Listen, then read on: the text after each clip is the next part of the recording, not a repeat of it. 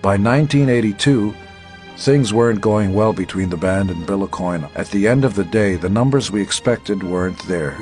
Bill, as it turned out, was a terrific idea guy, but he didn't seem to know how to make the best use of the money.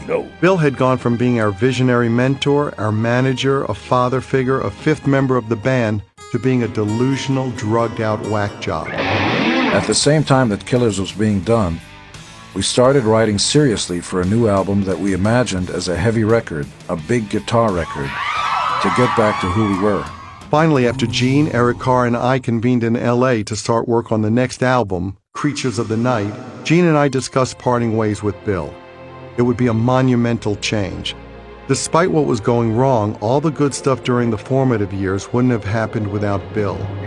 But we realized we had reached a point where rebuilding KISS was going to mean getting rid of everything we had known.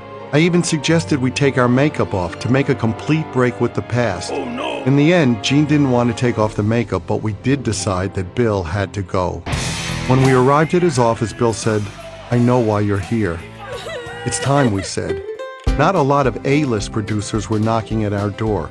In fact, people weren't even returning our phone calls. We're sorry. Michael, it turned out, had no real experience with rock and roll bands, though he had just worked with Jesse Colin Young, the founder of the band The Youngbloods, who had had some hits in the 1960s.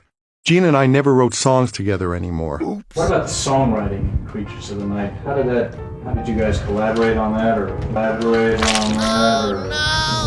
the efforts that went into it? We've got friends, co-writers that we think understand what it is we're trying to do. Michael brought up the idea of bringing in outside songwriters to work on the record with us. I suggested Bryan Adams. When we flew him to LA, though, Bryan ended up writing with Gene, and they came up with War Machine. The material was strong. We were excited, the three of us. I say the three of us because Ace, once again, was nowhere to be found. Creatures of the Night, I don't think I played much on. He never showed up, never played a single note on the record. There's a song called Don't Leave Me Lonely that Bryan Adams recorded, and it was on his Cuts Like a Knife album. I wrote all the music and the chorus, Don't Leave Me Lonely, the words and the melody. I played the drums, bass, all the rhythm guitars. I did all the background vocals and a lead vocal on that song. If you know that song, you know that it's not right for Creatures. So we just didn't use it, and Bryan used it. We knew that Eric was talented enough to be a kind of John Bonham figure, and that in addition, he could actually sing. Yeah, I play guitar, and I play keyboards, piano anyway, bass guitar, which by the way, true KISS fans will know this. Played bass on I Still Love You. I was very, very happy about that. It was great. I had a good time doing it. Unfortunately, him and I never said, let's sit down and write together, because we were working a lot. My writing collaborations were mainly with Gene and with Paul, so unfortunately, I never really had that moment with Eric. I was doing an interview with Billboard magazine, and they said, Ace, what would have happened if The Elder never happened? And you went from your last album, Pride to The Elder, to Creatures of the Night. And I thought for a second, because I like Creatures of the Night. Me down. Whoa. It's heavy, it's powerful, it's everything I said we should be doing when we were recording The Elder. Do you think you're good role models for MTV viewers? I like to roll around in the sack. No. I'm just a wild and crazy kid from the Bronx, that saw a spaceship one day and went haywire. I mean, I was drinking at the time, but not that much. You gotta be proud of who you are. And you should be proud of what you're into. Yeah, I may not have quit the band, but you can't rewrite history unless we go into a time warp or a black hole. You sure?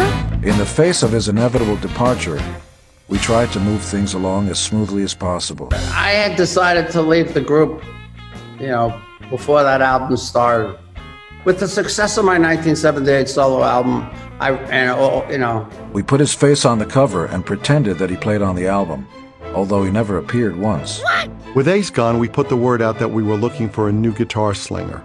The search for a new guitarist started almost immediately.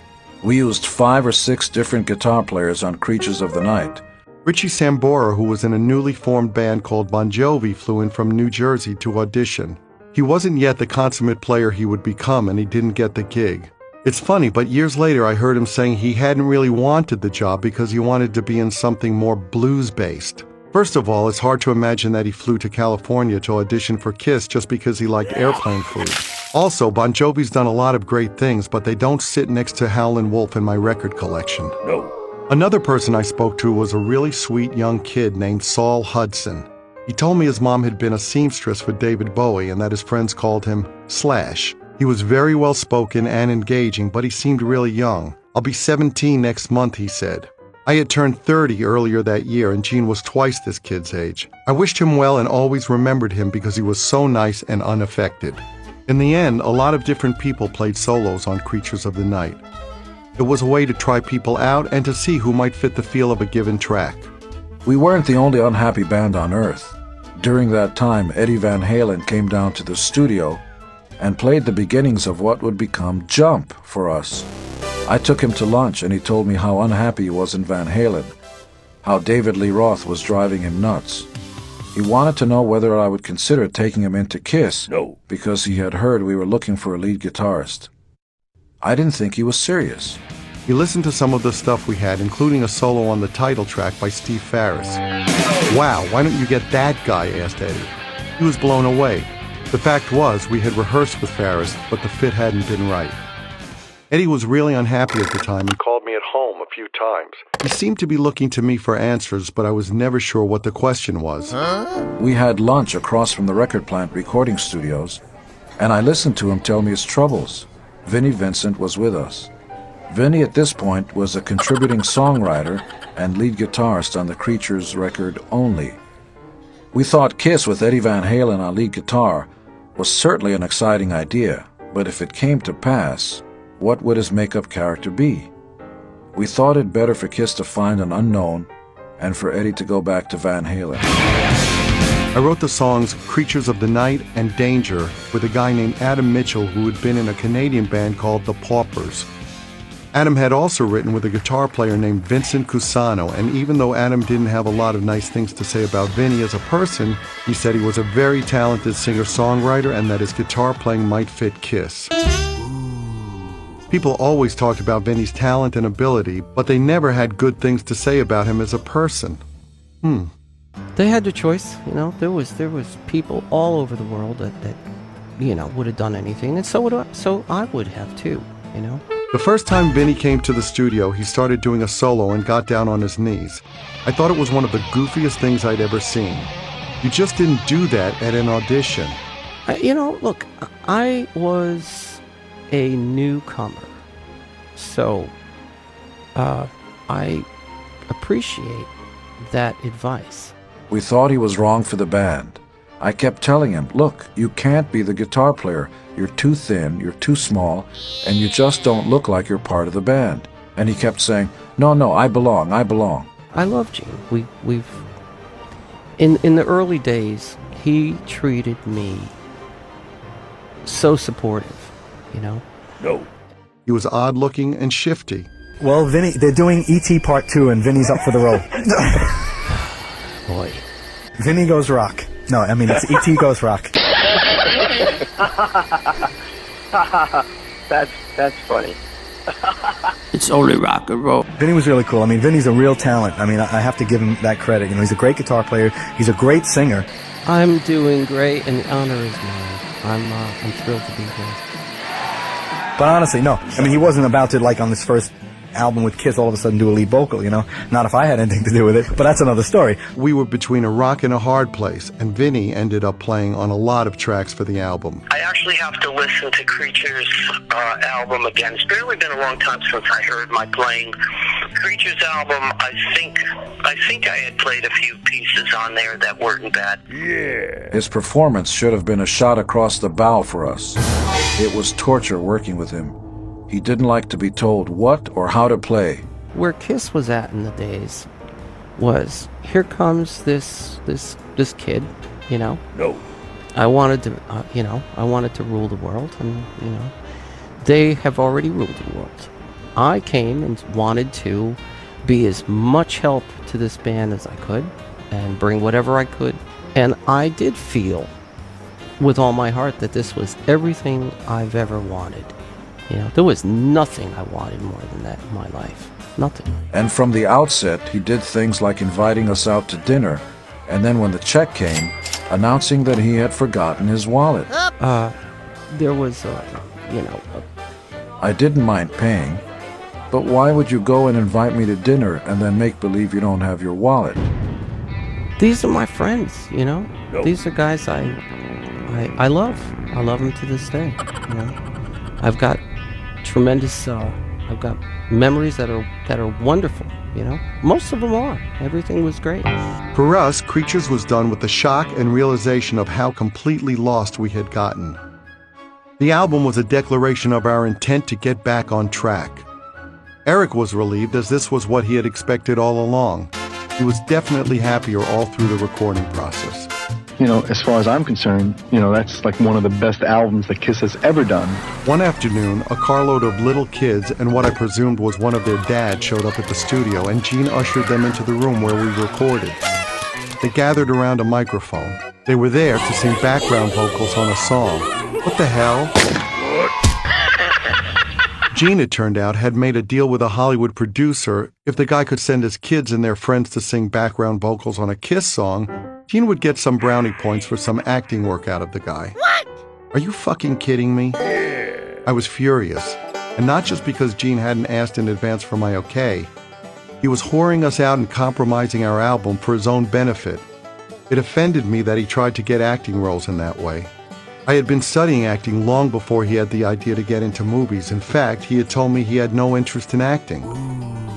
If you walk behind an elephant, you end up cleaning up the shit. I spent my free time in LA with Donna Dixon.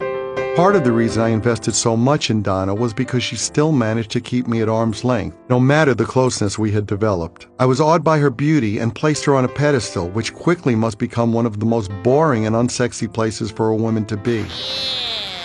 Once we finished recording Creatures, I spent much of the rest of the year going back and forth between LA and New York to see Donna.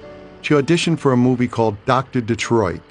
She told me after the audition that she thought that Dan Aykroyd, the star of the film, was a genius. I thought that assessment was a stretch. No, but the show must go on. Kiss shot a video for I Love It Loud with Ace. Then he went with us to Europe for some lip-synced promotional appearances at the time of the release of Creatures of the Night. He was very fragile, and in Europe he said to me, "I'm on the verge of a nervous breakdown. I can't do this anymore." When we flew back to the States, that was it. Ace was gone for good. Has it ever occurred to the band to call Kiss quits? We were going to call it the Grateful Dead, but we weren't going to call it quits. Do the members of Kiss ever feel like, Jesus, this is the last night I'm going to put this makeup on. I don't need this anymore. I got it made. I have my solo things. Those guys wanted to tour constantly. They were workaholics. You know, I was the kind of guy that wanted to tour for a while, make some money, enjoy my sports car, go fishing, hang out with my friends, shoot guns, you know, go bowling. You know, and they didn't have any friends. Det här är Gene Simmons. Yeah, Gene Simmons. Från Kiss. From Kiss, that's right. Varsågod och sitt. There was some incongruity there, and that's what caused the friction, and I realized, you know, eventually I wanted to start my own band and be my own boss. Ace, Peter, Bill Aucoin, all gone. People were dropping like flies all around us. Where did everybody go? Gene seemed fixated on Hollywood and spent as little time as possible on things related to the band. Boy, how many cities are we going out on? 100 cities, Gene. Really? Gene didn't know. Gene, we're going out, we're doing 100 cities this tour. In his inimitable, dismissive, self-serving style, Gene liked to say, "Well, Paul only wants to be a rock star. I want so much more in life." I didn't understand why everybody was jumping ship. We were still Kiss, and I still looked at the band as my life raft. I have so much Kiss material because I recorded everything from our songwriting sessions. It's endless what I have. I actually remember recording every Kiss show from Creatures. I recorded our rehearsals, our jam sessions. We were great. We had a tour scheduled to start on December 27, 1982, and we didn't have a permanent replacement for Ace yet. I'd felt from the get-go that Vinnie wouldn't work in the band. And in the interim, some nasty rumors had spread about him stealing equipment from the rehearsal studio, but nobody else was on the horizon. Wow, I don't know. The conversation's kind of going in different ways here. No.